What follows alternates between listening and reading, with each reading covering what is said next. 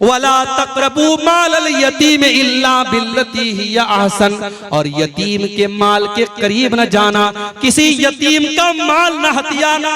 हाय हाय, आज यतीमों के नाम पे बड़े बड़े इदारे चल रहे हैं और यतीमों के नाम पे बाहर से पैसा आ रहा है। यतीमों का पैसा लोगों की पॉकेट में जा रहा है, लोगों के पेट में जा रहा है। अगर किसी यतीम का माल आपने नाजायज तरीके से खाया, कुरान कहता है इन्नल्लज़ीना याकुलूना अम्वालल यतामा ज़ुल्मन इन्नमा याकुलूना फी बुतूनिहिम नारा।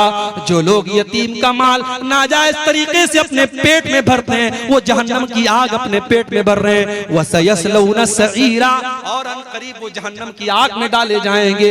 यतीम बेचारा बेसहारा होता है, उसका बाप नहीं होता। कोई थप्पड़ लगा के निकल जाए, कोई पूछने वाला नहीं तुझे थप्पड़ क्यों मारा गया। बाप बहुत बड़ी दीवार होता है मेरे भाई, बाप ना हो तो बच्चा यतीम हो जाता है।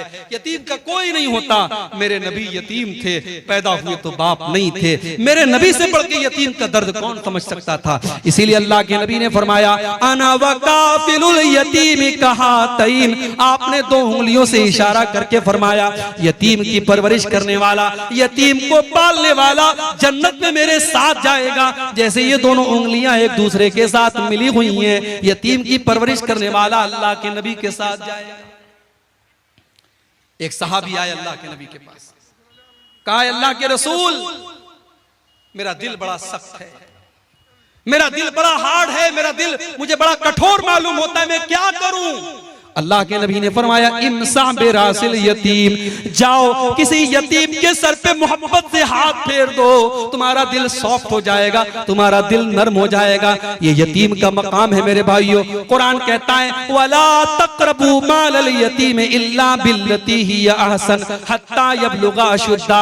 अगर कोई यतीम आपकी यतीम की परवरिश आपने अपनी जिम्मेदारी में ले ली है और यतीम का माल भी आपको मिला है, तो यतीम के माल में से खर्च न करो। जब यतीम बड़ा हो जाए, जब जवान हो जाए, उसका माल अमानत है, उसकी अमानत उसको लौटा देना।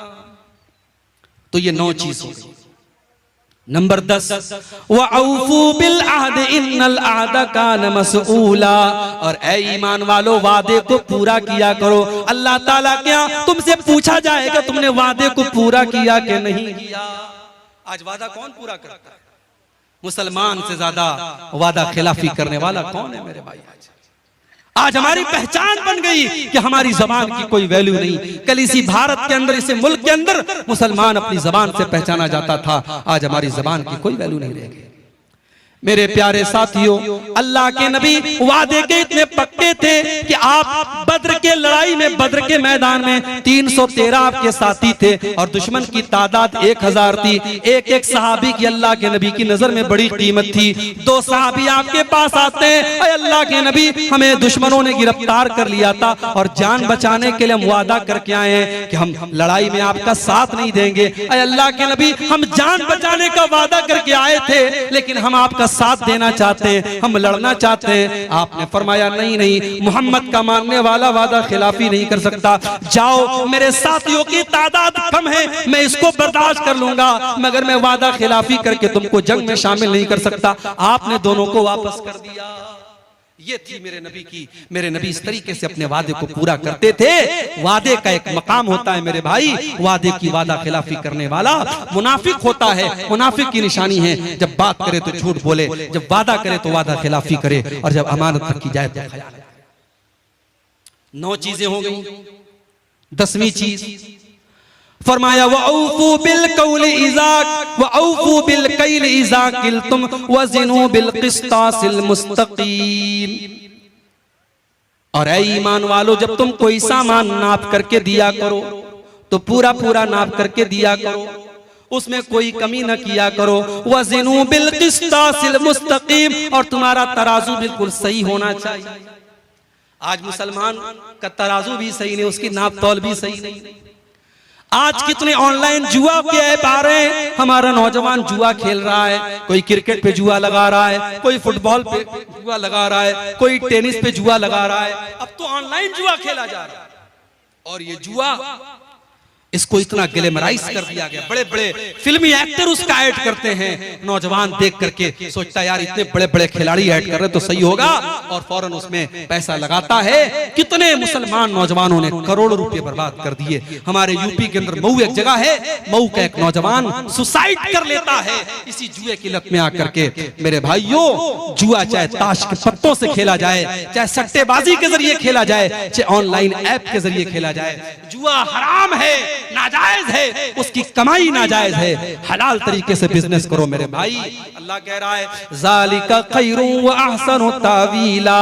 नाजायज तरीके से अगर तुम पैसा कमा भी लोगे, वो पैसा तुम्हें अच्छे अंजाम तक नहीं पहुंचा पाएगा।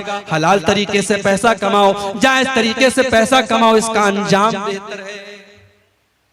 उसके बाद फरमाया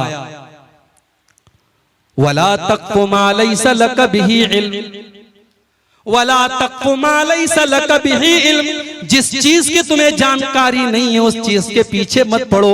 इन्नस्समा वल बसरा वल फुआद कुल्लु उलाइका कान अन्हु मसऊला। अल्लाह ताला के कान का भी हिसाब लिया जाएगा। कानों से क्या सुना था आपने, ईयरफोन कानों में लगा लिया, क्या क्या गाने तुम सुन रहे हो, क्या क्या चीजें तुम सुन रहे हो। आज तो गाली गलौज भी सुना जा रहा है, आज तो ऐसी ऐसी वेब सीरीज आ गई उसमें गाली गलौज भी दिया जा रहा है, वल्गर बातें भी की जा रही हैं। तुमने अपने कानों में हेडफोन लगाकर और ईयरबड लगा करके तुमने क्या क्या सुना है, अल्लाह क्या उसका भी हिसाब देना पड़ेगा। इन्ना समा वल बसरा, तुमने आंखों से मोबाइल की स्क्रीन पर क्या क्या देखा था। हो सकता है तुमने ब्राउजर की हिस्ट्री से डिलीट कर दिया, हो सकता है तुमने यूट्यूब की हिस्ट्री से डिलीट कर दिया, हो सकता है तुमने फेसबुक के रिकॉर्ड से डिलीट कर दिया। लेकिन तुमने फेसबुक पर क्या क्या देखा, तुमने यूट्यूब पर क्या क्या देखा, तुमने मोबाइल की स्क्रीन के ऊपर क्या क्या देखा, अल्लाह के फरिश्ते सब रिकॉर्ड कर रहे हैं, किरामन कातिबीन सब नोट कर रहे हैं, और अल्लाह के उसका भी हिसाब देना पड़ेगा। वल फुआदा, और तुम्हारे दिल और दिमाग में कौन कौन से गुनाहों की प्लानिंग चली थी, कौन कौन से गुनाहों का तुमने इरादा किया था, कौन कौन से गलत काम करने की तुमने प्लानिंग की थी, अल्लाह के उसका भी हिसाब देना पड़ेगा। इस एक आयत को हम सामने रखें तो शायद मोबाइल का गलत इस्तेमाल करना हमारा नौजवान बंद कर दे। अल्लाह क्या हिसाब देना पड़ेगा मेरे भाई। कहीं ऐसा ना हो कि हमारे मोबाइल का गलत इस्तेमाल हमारी नेकियों को बर्बाद कर दे, हमारी नमाजों को बर्बाद कर दे, हमारे हज और उम्रे को बर्बाद कर दे। बड़ा नाजुक दौर है मेरे भाई। 3 साल के बच्चे से लेकर के 70 साल का बूढ़ा आज मोबाइल इस्तेमाल कर रहा है, और वो क्या देख रहा है मोबाइल पर, वो या तो उसका मोबाइल जानता है या उसका रब जानता है, और अल्लाह सब हिसाब लेगा। इन्न समा वल बसर वल फुआद कुल्लु उलाइका काना अन्हु मसऊला। तुम कानों से, आंखों से और दिल से क्या कर रहे हो, सबका हिसाब देना पड़ेगा। नंबर 14, वला तमशी फिल अर्ज़ि मरहा, और जमीन में तुम अकड़ करके न चला करो।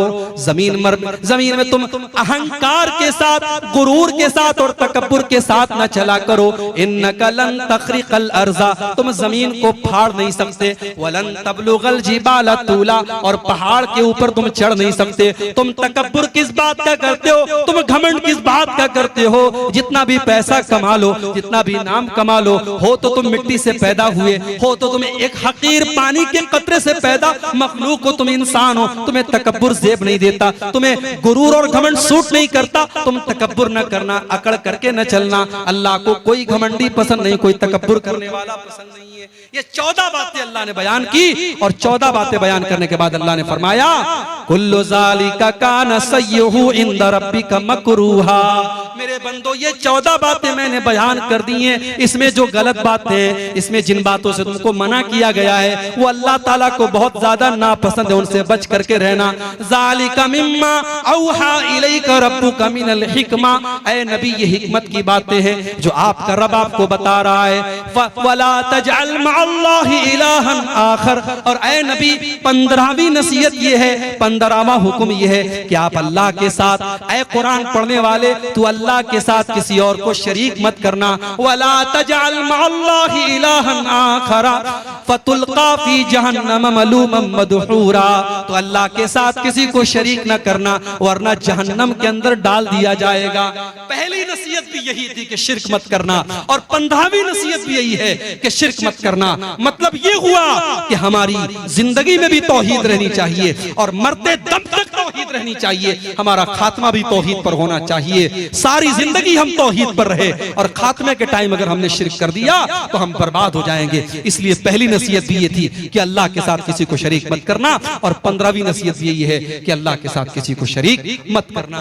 तो मेरे भाइयों, ये सूरह बनी इस्राइल की आयत नंबर 23 से लेकर के 39 तक टोटल 17 आयतें मैंने आपके सामने पढ़ी हैं, और उन 17 आयतों की रोशनी में 15 नसीहतें मैंने आपके सामने बयान की हैं। मैं उम्मीद करता हूं इन 15 नसीहतों पर हम सब अमल करने की कोशिश करेंगे। इसमें हमारे अकीदे की भी इस्लाह है, हमारे अमल की भी इस्लाह है, हमारे घरों की भी इस्लाह है, हमारे अखलाक की भी इस्लाह है। इन 15 बातों को अगर हम अमल कर लें इन पर, इंशाअल्लाह हमारी जिंदगी बदल जाएगी।